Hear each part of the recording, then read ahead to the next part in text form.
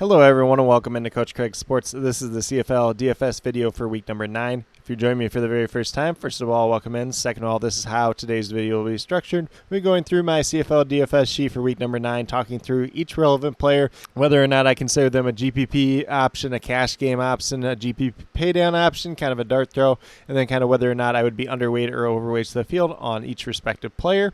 But without further ado, we'll get started off with the BC Lions. They're coming off the bye, and at quarterback we got Vernon Adams Jr. He is $12,500. Once again, GPP option, probably going to be in line with the field on him. Maybe slightly overweight to the field just because he does have the highest upside of any quarterback on any given slate.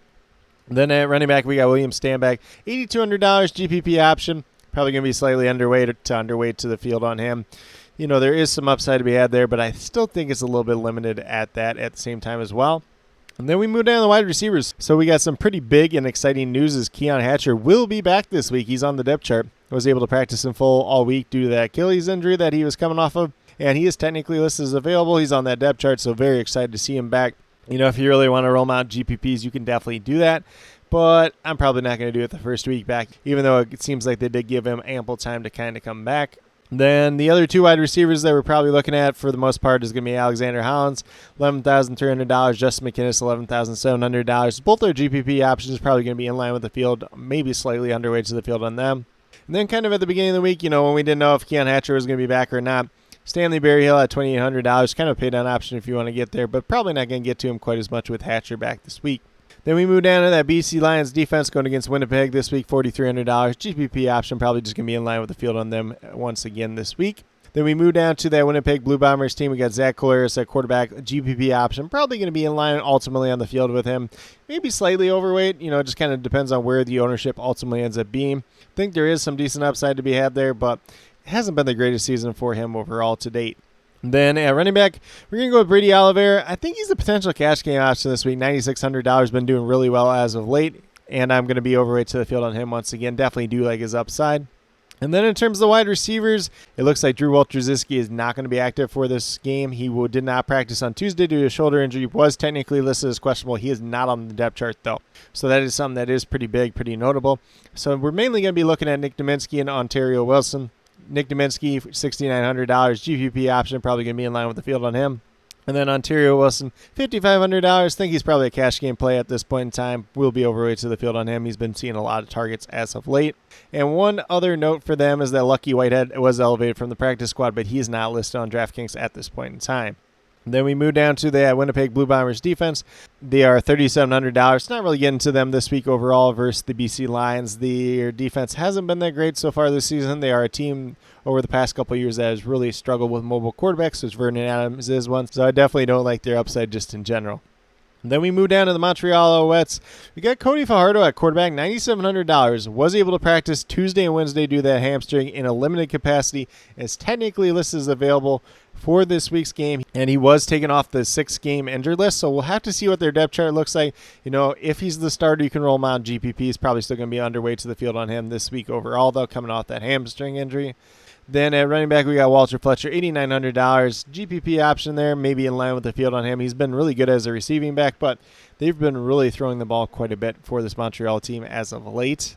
And then for the wide receivers, pretty much the same as last week. So we got Tyson Philpott, $11,500 GPP option, slightly overweight to the field on him. And then we got Reggie White Jr. GPP paydown option in line with the field on him. Maybe a cash game option if you really wanted to go that direction. And then Cole Speaker, $4,700. GPP option probably going to be in line with the field, maybe slightly overweight to the field on him once again this week. Not really getting anybody else in this wide receiver room. Those would be the three once again. And then that Montreal Alouettes defense, $4,100 GPP option in line with the field. Going against the Tiger Cats, there is some upside to be had there. You know, if Bo Levi Mitchell comes out and has a bad game, but he's been doing pretty well so far this season. Then we move down to the Tiger Cats. We got Bo Levi Mitchell at quarterback, $11,000 GPP option. Probably going to be in line with the field on him ultimately once again.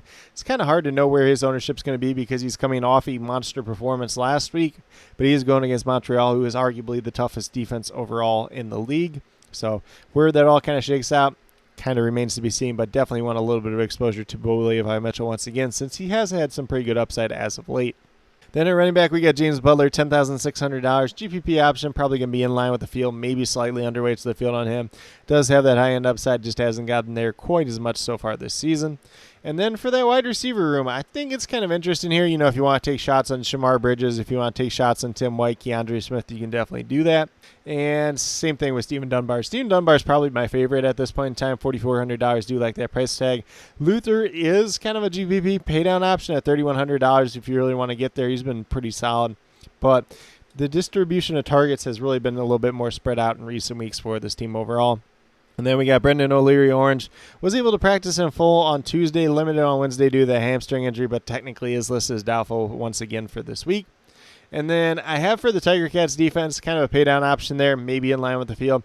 So you're either getting Cody Fajardo a little bit banged up with that hamstring injury, or Caleb Evans, who wasn't that good last week, or Davis Alexander. So we'll have to see how that all shakes out. Could be a little bit upside there, although I don't think that Tiger Cats defense is that great overall.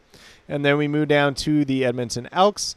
I'm not sure exactly about this quarterback situation. I don't know the full details of last week, but I know McBully Buffalo Thompson was not the greatest last week. Trey Ford came in and played pretty well.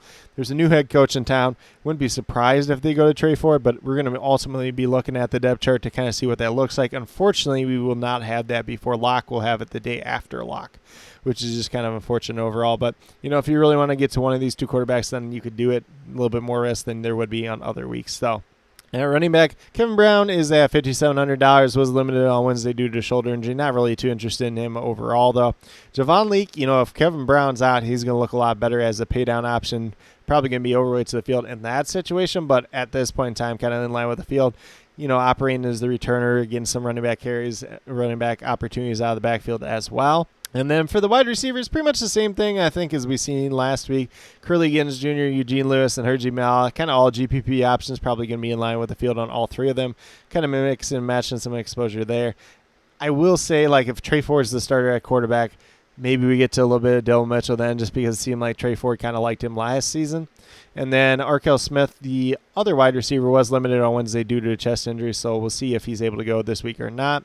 And then for that Elks defense, $3,600. Going against the Rough Riders, I just don't think this Elks defense is really that great so far this season, or they at least have not played up to that at all. So really just going to be underweight to the field on them once again, maybe just a share here or there if you really want to get there. And then moving down to that Rough Riders team, we got Shea Patterson at quarterback, $8,200. Been better than expected so far this season. Kind of a GPP option there, mainly just because of the Elks matchup, but probably going to be in line with the field on him this week overall. $8,200 is not a bad price tag whatsoever. AJ Alouette, a running back, monitoring his status once again. He was unable to practice Tuesday and Wednesday due to that hip injury once again. If he's unable to go, Frankie Hickson will get the bulk load of the carries probably once again at $6,000, and he would be a cash game option in that scenario. We'll be overweight to the field on him. If AJ Alouette's out once again this week, had a really, really strong week last week, and I do expect that ownership will be quite a bit higher this week, especially if AJ Alouette misses once again. And with that being said, Hickson did deal with a little bit of a hamstring injury himself, was limited on Tuesday, but was able to practice in full on Wednesday. And then in terms of the receivers, I'm really just getting a Samuel Ellis. He's kind of a cash game option if you want to get there at $5,000. We'll be overweight to the field on him. There is maybe a paydown option in Keyshawn Johnson here just because it seems like Shea Patterson really likes him. I don't think there's a ton of upside, but, a guy that's going to get you maybe 9 points at $2,500 doesn't look too terrible at the same time as well. In terms of the Rough Riders defense, GPP option there in line with the field, maybe slightly overweight to the field just because we're not really sure what this Elks team is going to look like moving forward. There is some opportunities to be had there, and the Rough Riders have played really well so far this season on defense. Then we move down to the Toronto Argonauts. It's still a messy quarterback situation here. Cameron Dukes got the start, I believe, and then Nick Arbuckle came in and played most of the game, I believe, if my memory does serve me correctly. I'm not getting either one this week. Kadeem Carey at running back, $9,800. More than I like to pay for him, but GPP option. Maybe in line with the field, maybe slightly underweight to the field. We could have some running back value this week overall. And then in terms of the wide receivers, DeMonte Cooksey is really the only one that I'm trying to get to a GPP option there in line with the field. If you want to take a chance on Janorian Grant, once again, $5,300 is kind of that return man. I think it's 3 straight weeks now with a return touchdown. So if you're banking on the fourth one, you could go there, but, it's not really something I want to bank on personally myself. We did see Kevin Meidel and David Unger the third return last week. I believe David Unger was the one that did see more action in that scenario. But mainly spreading the ball around to these receivers. Once again, if you have a strong feeling or a strong conviction for a certain one, you can definitely go out there and play them. And then in terms of that Argonauts defense, $3,900. Looks like a solid GPP option. Probably going to be in line with the field on them versus the Calgary Stampeders this week. There is some upside to be had there at that. Then we move down to that Stampeders team with Jake Mayer at quarterback, $9,500. Kind of a GPP option if you want to get there. Maybe in line with the field, maybe slightly underweight to the field. Just kind of depends on how his ownership comes in. But there is some upside there, but there is still some pretty significant downside at the same time as well. At running back, we got Dedrick Mills here at $7,500. If you really want to get there, you can as a GPP option. I'm just not really getting there myself personally, although Dedrick Mills is a guy that I like quite a bit from a personal level. But beyond him, we have Peyton Logan once again, $4,900, really doing well as that return option for them. So kind of a pay down option, probably going to be in line with the field on him once again. And then in terms of the wide receivers, we saw Clark Barnes able to practice in full on Wednesday due to that shoulder injury. Good chance that he's back this week overall. Mainly just getting a Reggie Bigleton, Mark and Michelle kind of in line with the field as GPP options for both. And obviously, we got to take last week's game with a grain of salt just with some of these wide receivers. Jalen Philpott was limited on Wednesday due to hamstring injury. We did see Cam Eccles-Looper return to the lineup and play pretty well, so he could be a paydown option if he's active once again this week. And then lastly, we have that Stampeders defense. GPP option at $4,000. We'll be slightly overweight to the field on them against the Toronto Argonauts this week. The Stampeders have a decent defense. Toronto's offense has not been that great overall, so I think there is some pretty good opportunity we had here at that. And then last but not least, we have the Ottawa Red Blacks as the lone team on the bye. But with that being said, that's a quick little rundown of my CFL DFS sheet for week number 9. As always, if you have any questions related to CFL DFS for week number 9, feel free to drop them down in the comments below, and I'll get back to you as quickly as possible. As always, I'll be leaving all the depth charts down in the comment section, as well as any major news that does come out throughout the week. And then I will have more notes kind of up on the Patreon, and this sheet will be constantly updated as we do get more news in terms of injury reports, in terms of depth charts and everything else like that.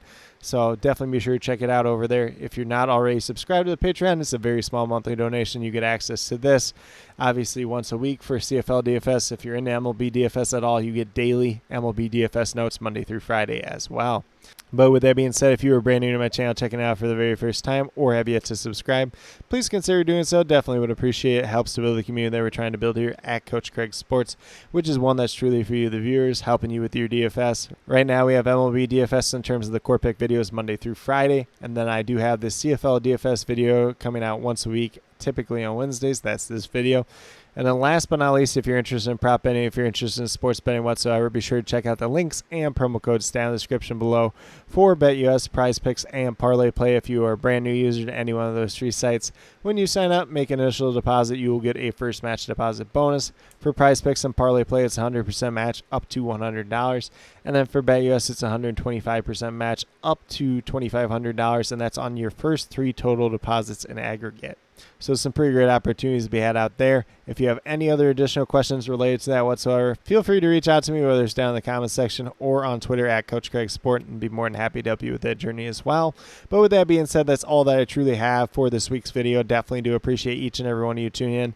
Definitely means a lot to me. I hope that each and every one of you have a great rest of your day, no matter what day you're watching this on. A great weekend overall, and some pretty good luck in CFL DFS for week number 9.